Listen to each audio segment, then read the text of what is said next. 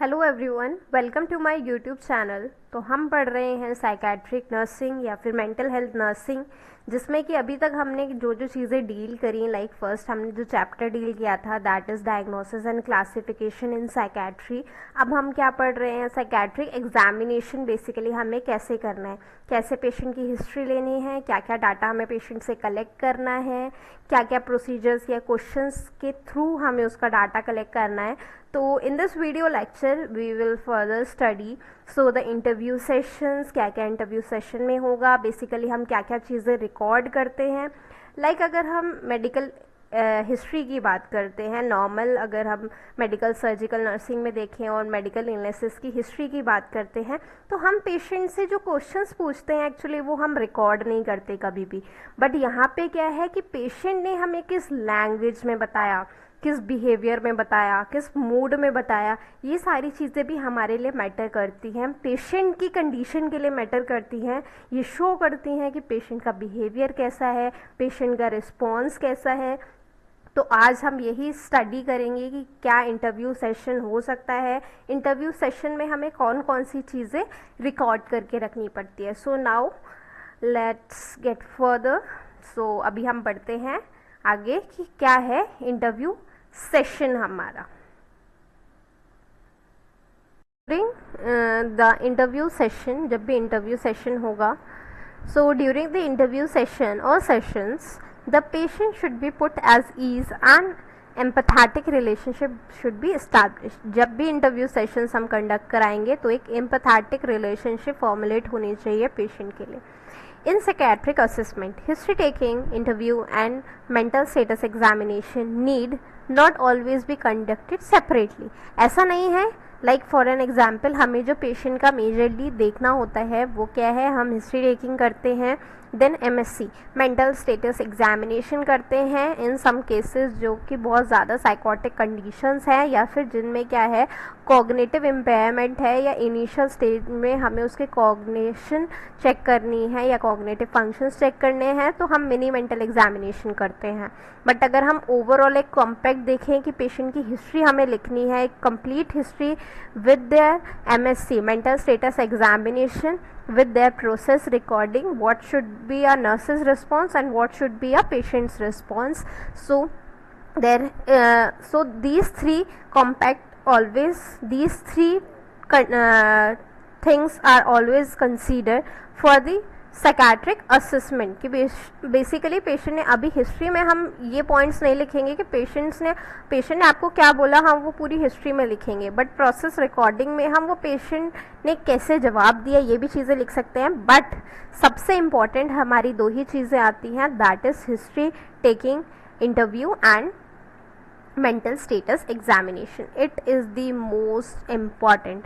जो हम psychiatric assessment कर रहे हैं उसमें हमेशा यही दो चीज़ें हमारी देखी जाती है, but it should not be considered कि हमें इसे सेपरेटली ही लेना है। अब यहाँ पे दो चीज़ें हैं, हिस्ट्री टेकिंग भी है एंड मेंटल स्टेटस एग्जामिनेशन भी है, बट मोस्ट ऑफ द चीज़ें जब हम हिस्ट्री टेकिंग करते हैं किसी भी साइकेट्रिक पेशेंट की, तो उसमें ही हमारी मेंटल स्टेटस एग्जामिनेशन के जो भी सारे क्वेश्चन हैं वो भी इंक्लूड हो जाते हैं। तो ऐसा नहीं है हमें डिफरेंट फॉर्मेट उठा के देन उसको हमें एग्जामिन करके फिर लिखना है, हम एक साथ भी ये चीज़ें कंडक्ट करा सकते हैं।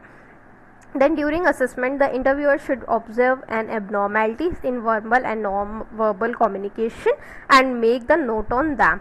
हमें हमेशा जो भी हिस्ट्री कलेक्ट कर रहा है उसको ऐसा ही नहीं है कि सिर्फ पेशेंट जो बोल रहा है वही सुनते रहना है, पेशेंट के वर्बल कंडीशंस में भी एबनॉर्मैलिटीज़ है।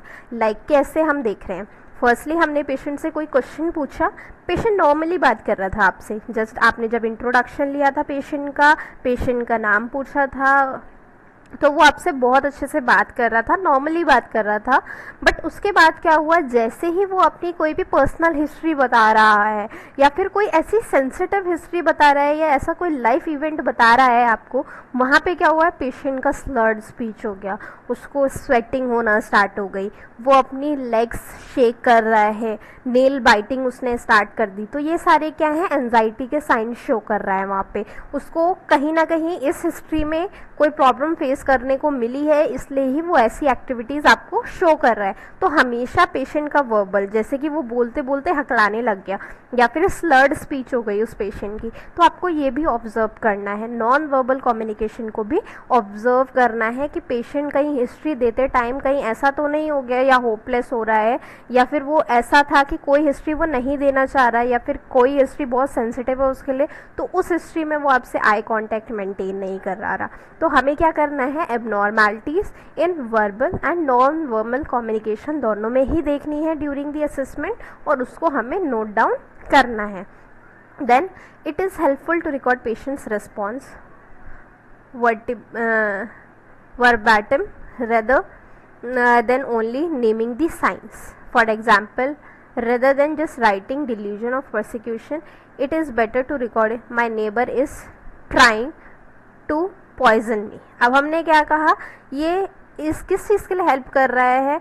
अब हम क्या कह रहे हैं, जब एमएससी करते हैं तो उसके फॉर्मेट में तो सिर्फ एक सिंगल वर्ड्स होते हैं कि ये पेशेंट में ये प्रेजेंट है या ये नहीं है, बट हमने बोला जैसे पेशेंट ने हमें बताया कि मेरा पड़ोसी मुझे जहर देना चाहता है, तो उसके लिए हमने लिख दिया कि उसको शक है, तो डिल्यूजन ऑफ परसिक्यूशन हमने वहाँ दिखा दिया कि डिल्यूजन ऑफ परसिक्यूशन है।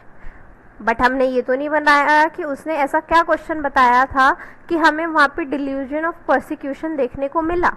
तो उसके लिए क्या करना है, हमें प्रॉपर स्टेटमेंट जो पेशेंट के थ्रू दिया गया है उस स्टेटमेंट को वहाँ पे हमें बताना है कि पेशेंट ने ये बोला था that my neighbour is trying to poison me. हमें क्या करना है, ये बता देना है कि क्या स्टेटमेंट दिया है पेशेंट ने। लाइक पेशेंट ने बता दिया कि डिल्यूजन ऑफ, हमने बता दिया, लिख दिया जस्ट सिंपली कि पेशेंट में क्या है, delusion of persecution. Persecution means कि वो शक करता है। परसिक्यूशन का मतलब क्या होता है कि वो किसी पे क्या करता है, शक करता है,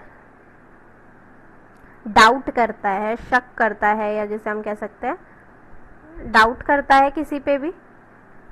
और उसने ये स्टेटमेंट में क्या दिया कि मेरा जो नेबर है वो मुझे पॉइजन देना चाहता है, वो ऐसा शक करता है। तो हमने उसमें डिल्यूजन ऑफ परसिक्यूशन तो लिखेंगे ही, बट इन एडिशन जो हमने रिकॉर्ड किया है वो भी हम लिखेंगे। It is best done in the patients own spoken words. ये सबसे इम्पॉर्टेंट है कि जो भी पेशेंट ने लैंग्वेज बोली है, even patient uses the abusive language, हमें वैसे ही लिखना है जैसे एग्जैक्टली पेशेंट ने बोला है। इससे हमें ये पता चलता है कि पेशेंट अपनी लैंग्वेज के थ्रू कैसे कम्युनिकेट करता है। लाइक कोई पेशेंट होता है वो इतना एग्रेसिव हो जाता है कि वो हर चीज़ में अब्यूजिव लैंग्वेज यूज़ करता है। तो जब हम उसकी हिस्ट्री लिखेंगे तो उस हिस्ट्री से ही, उसकी history as their own words अगर हम उनकी लिख रहे हैं तो उसी से हमें पता चल जाएगा कि ये पेशेंट थोड़ा इनअप्रोप्रिएट लैंग्वेज यूज़ करता है, एब्यूजिव लैंग्वेज यूज़ करता है, या ये पेशेंट बहुत प्लीज़ कह के बात करता है। लाइक फॉर एन एग्जांपल, हर चीज़ में पेशेंट आपसे रिपीटेडली सॉरी बोले जा रहा है। वो कुछ बोलता है, आप उस चीज़ को समझाते हो तो कहते हैं sorry sorry sorry sorry. Like for an example, जैसे मैंने भी एक पेशेंट की हिस्ट्री ली थी, वो अपनी हिस्ट्री बताने के बाद वो पेशेंट देन हमेशा उन्होंने ये बोला कि मेरी गलती है। वो हर बात के बाद हमेशा उन्होंने यही बोला, नहीं मेरी ही गलती है, मैं ही गलत हूँ। तो पेशेंट क्या है, ऐसे रिपीटेड वर्ड्स यूज़ करने लगता है। तो हमें वहाँ पे दिख जाता है कि पेशेंट ऐसा कौन सा रिपीटेड वर्ड है जो अपनी लाइफ में यूज़ कर रहा है, या यही वर्ड उसको क्या कर रहा है, बहुत ज़्यादा ट्रिगर कर रहा है, या ये वो अपने मेंटल सेटअप में बना चुका है।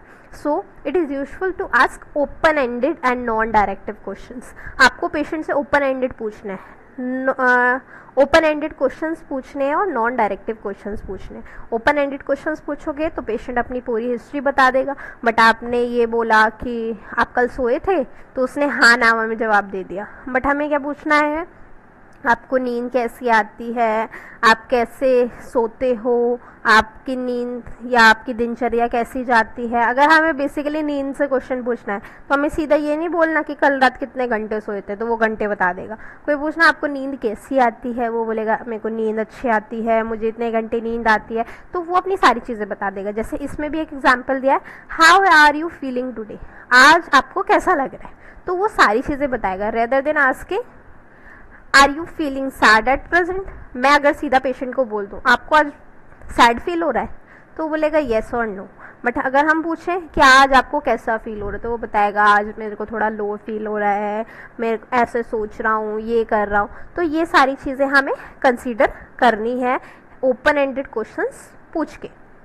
Then next is the most important interviewing skills. सबसे मोस्ट इम्पॉर्टेंट इंटरव्यू स्किल क्या है? Listening and demonstrating that you are interested in listening and attending to the patient. It is important to remember that listening is an active not an a passive process. हमें पता है कि listening क्या है? एक active process है। so हमें क्या है, जो most important interview skill है वो क्या है? listening and demonstrating। और ये क्या है? एक active process है।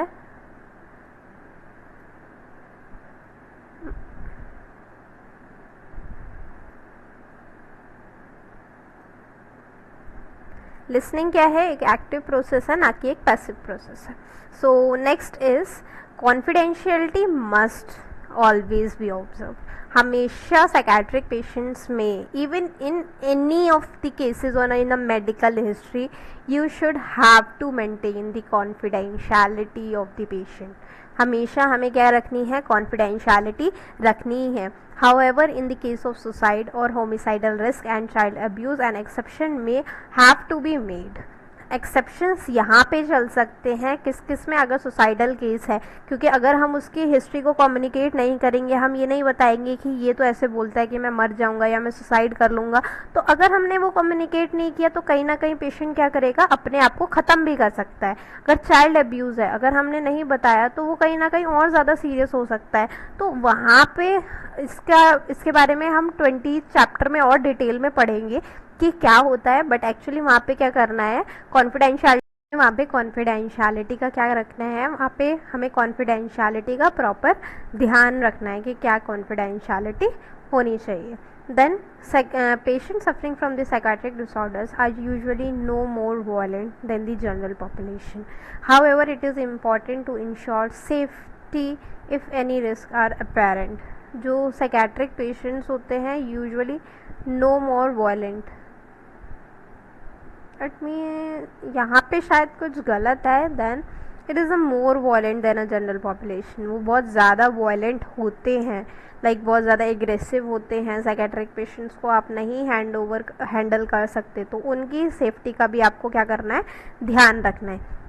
Then a comprehensive psychiatric interview often more than one session. ऐसा नहीं है कि आपने एक सेशन में क्या कर दिया? साइकेट्रिक हिस्ट्री को कंप्लीट कर दिया, ऐसा नहीं होता।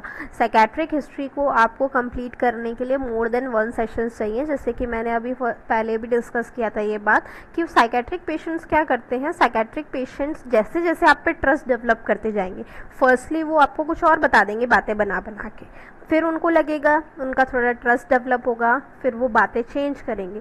तो even throughout a week patient अपने स्टेटमेंट्स को चेंज करता रहता है।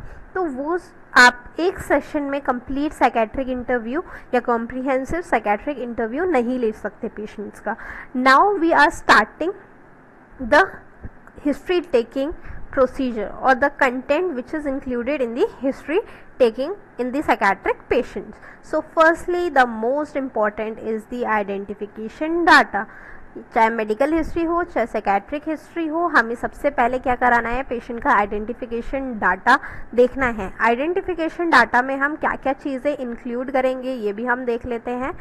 The name, age, name of the patient, name, their age, their marital status, education, occupation, income, residential and office address, religion, socio-economic background as appropriate according to the settings। और जो भी appropriate है according to the settings, like protocols भी होती हैं। General identification ये data यही है। इसमें हम आइडेंटिफिकेशन डाटा में जैसे कि हॉस्पिटल में अगर पेशेंट एडमिट है तो UHID भी होता है, unique hospital identity of the patient, तो वो भी हम इसमें कंसीडर कर सकते हैं, वो भी हम इसमें लिख सकते हैं। और क्या क्या लिख सकते हैं हम जनरल आइडेंटिफिकेशन डाटा में कि पेशेंट का क्या डायग्नोसिस है या कौन से डॉक्टर जो हैं पेशेंट का ट्रीटमेंट कर रहे हैं, कौन सा प्रोविजनल डायग्नोज बना है, कौन सा डॉक्टर पेशेंट को डील कर रहा है, या फिर कौन से वार्ड में पेशेंट है, कौन से बेड नंबर पे पेशेंट है, ये हम उसके आइडेंटिफिकेशन डाटा में और इंक्लूड कर सकते हैं। ये आइडेंटिफिकेशन डाटा इन जनरल है कि हमें उसका नेम, एज, सेक्स या जेंडर, उसका marital status, education, occupation, income, residential और office area, religion, socio economic background, ये हमें लिखना है। बट ये हम अकॉर्डिंग टू द अथॉरिटी और according to the hospital settings change कर सकते हैं। इंक्लूड क्या क्या कर सकते हैं, द प्रोविजनल डायग्नोसिस और a confirmatory diagnosis, doctor's name which gives the treatment to the patient, and the bed number, the ward number, then UHID number. Then firstly हमने आइडेंटिफिकेशन डाटा लिख लिया पेशेंट का, हमें पता चल गया पेशेंट को क्या क्या कंडीशन है, and it is useful to record the source of referral of the patient. Okay, then अभी हमने क्या कर लिया, पेशेंट को आइडेंटिफाई कर लिया कि पेशेंट का क्या नाम है, क्या एज है, कहाँ से आया है, क्या एड्रेस है, सब कुछ हमने पेशेंट का जान लिया। देन इन्फॉर्मेंट्स हम यहाँ पे लिखते हैं। Informant means their relatives, their family members, जो हमें क्या देंगे, एक एप्रोप्रिएट इन्फॉर्मेशन देंगे regarding the patient. So next आता है हमारा इन्फॉर्मेंट। फर्स्टली आ गया हमारा identification data, then next is informants. So since sometimes the history provided by the patient may be incomplete, patient का अगर मूड नहीं है, पेशेंट बताना नहीं चाह रहा है, तो पेशेंट क्या करता है, इनकम्प्लीट हिस्ट्री दे देता है। तो पेशेंट इनकम्प्लीट हिस्ट्री दे रहा है ड्यू टू सच फैक्टर्स जैसे एब्सेंट इंसाइट, पेशेंट का इंसाइट ही प्रेजेंट नहीं है, उसका अनकोऑपरेटिवनेस है, तो वो नहीं दे पा रहा है प्रॉपरली आपको हिस्ट्री। तो so it is important to take the history from the patients relatives और दी फ्रेंड्स। पेशेंट के रिलेटिव से, फ्रेंड्स से, वो act as an informant and source of collateral information. जो भी कोलेटरल इन्फॉर्मेशन की सोर्स का काम कर रहा है या उसके क्या है रिलेटिव्स या फ्रेंड्स से हमें वहाँ पे क्या लेनी है, हिस्ट्री लेनी है, प्रॉपर हिस्ट्री लेनी है